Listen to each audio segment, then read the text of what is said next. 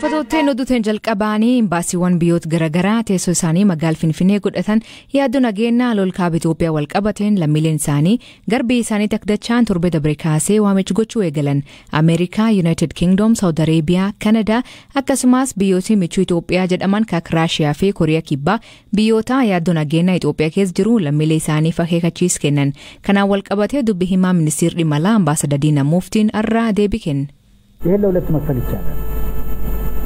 አንዱ በማወቅ አውቆ ደለብሬትሊ የኢትዮጵያ መንግስት kana lamatti qooduu ni danda'ama. Beekaa ta'e jedhamee mootummaa Itoophiyaa jilbeeffachiisuudhaaf humna ittisaa laaffisuudhaaf akkuma miidiyaa duula gama kanaan godhamutu jira ta'e jedhameeti. As gaaniiru kiiloomeetira 40 irra jiru naannoo sulultaa jiru kan jedhu qaama sanaati. Duula kana junticha wajjin ta'uudhaan qaamni qindeessu jira. Isaantu kana godha. Kun uummata abdii kutachiisuu fi waraana xiinsammuuti. Kan biraan ammoo osoo hin beekin hawaasni dippiloomaatiikii osoo hin beekin kana keessa galan kan nuti quunnamnee ibsaa fi jirruu fi tasgabbaa jiranis jiru. warra beekneef waltajjiiwwan garaagaraa ittimaa jirra. Warra beekaa ta'e jedhanii godhan homaa gochuu dandeessu. Mootummaa Itoophiyaa irra dhiibbaa gochuuf kunis ta'u haalicha yeroo mirkaneeffatan ni hafa. Hojjettoonni dhaabbata biyyoota gamtoomanii 16 magaalaa Finfinneetti to'annoo jala ooluu hordofee sababni qabanii fi seera labsii yeroo ariifachiisaa cabsuu akka ta'e dubbatan. ኢትዮጵያ ውስጥ የሚኖር የተመድ ሰራተኛ የኢትዮጵያን ሕግ የማክበር hojjetaan dhaabbata biyyoota gamtoomanii Itoophiyaa keessa jiraatu dirqama seera Itoophiyaa kabajuu qaba. Samiirra jira miti. Itoophiyaa keessa jira. Seerota jiran hordofee eeguutu irra jira. Seera kana hin kabajne yoo ta'e kan biyyoota gamtoomaniis haa ta'u ka gamtaa Afrikaas haa ta'u seeraan gaafatama. Olaantummaa seeraa kabachiisuu wajjiniin wal qabatee labsii yeroo muddamaa kana keessa hojjettoota dhaabbata biyyoota gamtoomanii qofa otoo hin taane kaanis jiru. Lakkoofsi isaanii agam akka ta'e ragaan qabu. Qabachuunis narra hin jiraatu. Kana kan hojjetu qaama biraadha. Maaliif hidhamanii kan jedhuuf deebii siyaasaa kennuu hin danda'u. Seera labsii yeroo muddamaa sarbuun qabaman. Kaayyoon labsii yeroo muddamaa immoo walabummaa, tokkummaa fi bilisummaa Itoophiyaa kabajuudha. Adeemsa kana keessa garuu dogoggorri uumamuu danda'a. Poolisiin qaamni kana raawwachiisu nama hin malle qabuu danda'a. Yeroo argamutti mootummaan ni sirreessa. Kanaan alatti dhaabbata biyyoota gamtoomanii waan ta'eef seeraa ol ta'uu hin danda'u malee kan dhaabbata biyyoota gamtoomanii ta'uun hidhame hin jiru. በተረፈ ግን ተመድ በመሆኑ ከህግ በላይ የሚሆንበት ምክንያት ነው። Oduu biraatiin dhaabbanni Boeing maatiiwwan balaa xiyyaara Itoophiyaa Boeing 737 Max barkuma 2019 lubbuu namoota 157 galaafatu waliin waliigaltee ergaan. Kaampaniin xiyyaara oomishu kun namoota kanaa fi itti gaafatama ta'uu isaa akka amane raagalee murtii Chicaagoo irraa argame in ibsa. Abukatoonni maatiiwwan namoota miidhamanii Boeing ammaayyuu wanta uumamee fi guutummaatti itti gaafatama ta'uu isaa hin fudhataa jechuun waliigaltee kana akka tarkaanfii ijootti simatan.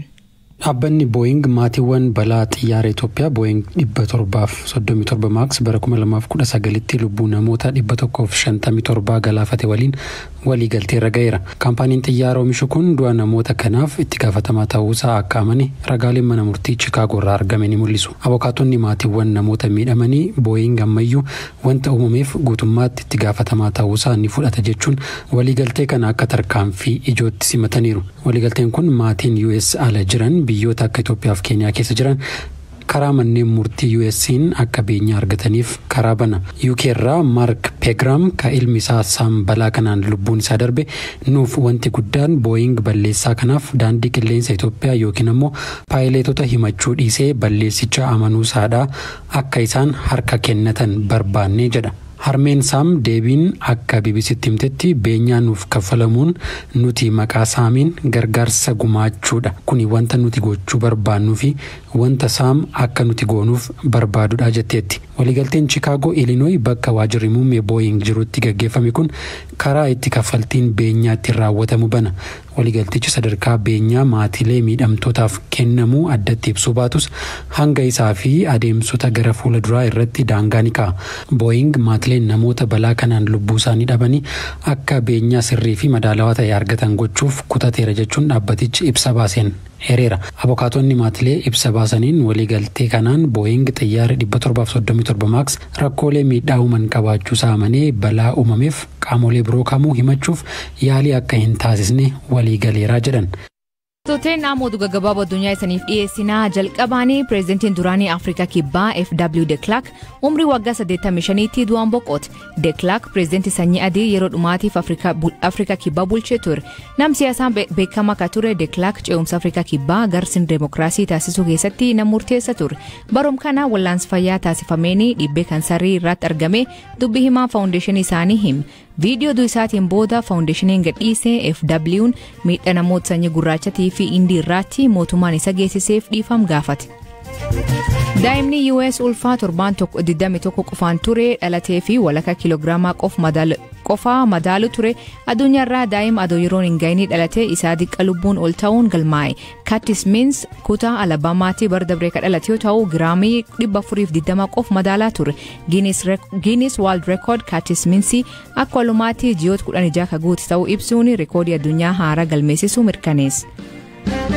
Chaayinaa fi US waggoota kurnan dhufanii fi dhimma jijjiirama haala qilleensaa irratti waltumsuu fi waliigalan. Waliigaltee kor dhimma jijjiirama haala qilleensaa COP26 Glasgow irratti ifoome kunin kan hin eegamnee fi kan nama ajaa'ibsuu jedhan. Biyyoonni kun lamaan faalama qilleensaaf gumaacha hunda caalu qabaatan. Yeroo dheeraaf garuu waltumsuu dhiisanii wal morkirra turan. Qabeenya mootota 26 ka France Benin irraa jaarraa 19 hattee arraa biyyattiitti deebi. Lammiileen biyyattii gammachuu isaanii argisiisuu fi bifa oowwaa ta'een qabeen kan simatan waan hatam keessaa tokko teessoo mootii duraanii Benghazi.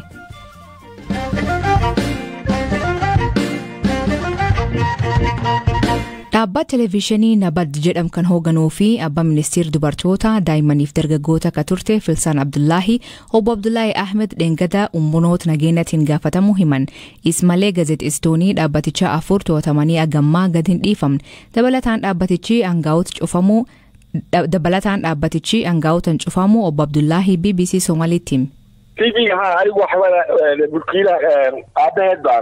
Ani abbaa Filsanii aangaa'onni akka malleetti nan qabne dararaas akka narraan hin geenye ibsuun barbaada. Ani hoogganaa olaanaa televezyiinii Nabaadaadha. Hawaasa gidduutti walitti bu'iinsa uuma kan jedhaniin gabaasa keenya natti agarsiisaniiru. Anis namoonni akkamiin odeessa kana xiinxalu ka jedhu irratti hundaa'a jedhee deebiseefiira. Akka ilaalcha kootti aangaa'onni miidiyaa keenya cufuuf qophaa'anii eegaa turan. Sababni isaas oduun kun sa'aa 2tti tamsaafamee sa'aatii 3 irratti itti aanaan koomishineraa miidiyaa biraa irratti miidiyaan keenya cufamuu mirkaneessan. Kanaaf waan nin jedhu yeroo mara morma nu qabanii turan.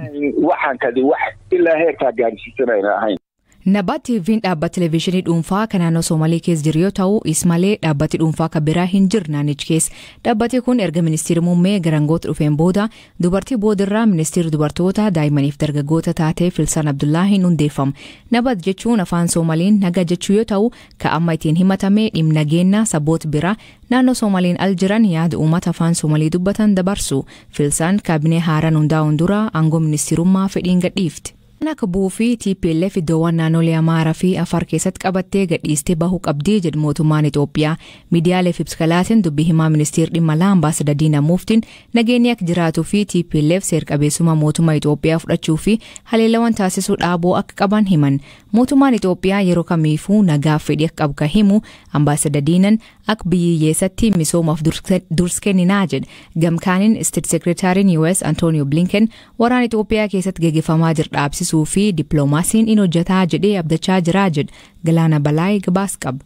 Dhimmoota waqtaawaa garaa irratti miidiyaaleef ibsa kan laatan dubbii himaan ministeera haajaa alaa Itoophiyaa Ambaasaadar Diinaa Muftii nageenyi akka jiraatuuf humnootni TPLF iddoowwan naannolee Amaaraa fi Affaar keessatti qabatan gadhiisanii bahuu qabu jedhan. Dabalataan seera qabeessummaa mootummaa Itoophiyaa fudhachuu fi haleellaawwan taasisan dhaabuu akka qaban himan. Dhimmootni sadeen kunneen haaldureewwan marii ta'uus ta'uu dhiisuus akka danda'anis dubbataniiru. Ambaasaadar Diinaan ammatti mootummaa Itoophiyaa fi TPLF gidduuttis mariin kan hin eegalamne ta'uu beeksisaniiru. Ammas marii karaa nagaaf akka tolu fakkeenyaaf TPLF naannolee Amaaraa Affaar keessattis qabatee akka gadhiisu seera qabeessummaa mootummaa kanaa fudhachuun akka irra jirudha. Sababni isaas mootummaa seera qabeessa karaa seera qabeessaan mootummaa filamedha. Hundi keessan akka yaadattan kun yaadannoo yeroo dhiyooti. Nageenyaaf kan danqaa ta'an danqaaleen juntichaan kaa'aman ka'uu akka qaban kun hanga ta'etti gama mootummaatiin nagaadhaaf yeroo hundumaa qophaa'inni akka jiru yeroo 2-3 agarsiifameera. Nagaan yoo barbaadame mootummaa qofa otoo hin taane qaamni inni biraanis nagaa barbaaduu qaba. Kanaaf immoo haaldureen barbaachisaadha. Tokkoffaan haleellaan dhaabbachuu qaba. Lammaffaan bakka qabatan gadhiisuu qabu. Kunneen haalduree marii ta'uu dhiisuus danda'u. Kana jechuun mootummaan murtee mariitti galuu taasiseera jechuu miti. Michoota keenya kabajuun marii akka eegallu nu gaafachaa jiru. Nutis tokko lamaan kun yoo ta'e nuti nagaa barbaannaa jennee itti himaa jirra.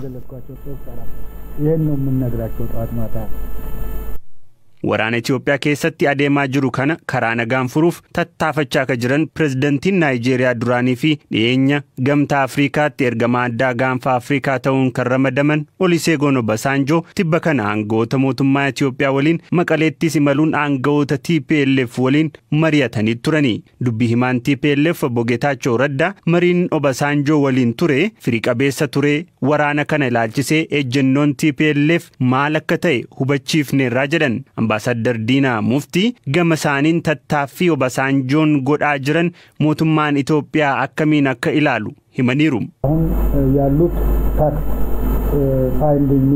Ergama dhugaa hubachuu yookiin immoo faakti faayindingi mishiin irra jiru haalawwan jiran ilaalaa jiru. Waan hubatan waan argatan irraa daandii fuulduraatti diriirsan ilaallee gara itti aanutti ceena. Ejjennoon gama Itoophiyaatiin jiru maali yoo jedhame nuti nagaaf ejjennoo haaraa hin qabnu. Wantoonni nagaaf gufuu ta'an kan itti dhabamsiifaman akka uumamu ni barbaanna. Haaldureewwan sila jedhne wantoonni nagaadhaaf gufuu ta'an hanga dhabamsiifamanitti sababni gara nagaa hin deemneef hin jiru. Nuti miseensa gamtaa Afrikaa hundeessan keessa jirra. Miira gamtaa Afrikaa ni fudhanna. Tumsa gama Afrikaatiin rakkoolee furuudhaaf taasifamaniif immoo hundaa ol dursa laanna. Ministeerri Haajaa Alaa US Antony Blinken kamisa yaada Twiitara gubbaatti maxxansaniin waraana Itoophiyaa keessatti gaggeeffamaa jiru dhaabsisuuf dippiloomaasiin ni hojjeta jedheen abdachaa jira jedhan. Blinken ministeera dhimma alaa fi ministeera muummee itti aanaa obbo Dammaqaa Mokonnin waliin dubbachuu himuun barbaachisummaa waa'ee haalduree tokko malee dhukaasa dhaabuun mareechuu irratti itti deemamuu akka qabu irratti gadi jabeessinee haasofneerraa jedhan. Gamtaa Afrikaatti ergamaa addaa gaanfa Afrikaa Olusegun Obasanjoo akkasumas ergamaa addaa US Jeffrey Feltman waliin dubbachaa akka jiranis himaniiru. Kun kanaan osoo jiru dubbii himaan TPLF Obbo Geetaachoo Raddaa waraana erga eegalee waggaa tokko ol ta'ee fi miiliyoonota qeerraa buqqiseef furmaata karaa nagaa barbaaduuf mootummaan Itoophiyaa haalduree isaan kaahaniin waliigaluu qaba yaada jedhu guyyaa 2 dura BBC'f kennanii ture. Gargaarsa nyaataa dabalatee uggurri uummata Tigraay irra mootummaa Itoophiyaan kaahameeraa jedhan hin ka'u yoo ta'e duula gara magaalaa guddoo Finfinneetti godhan akka itti fufanis dubbataniiru.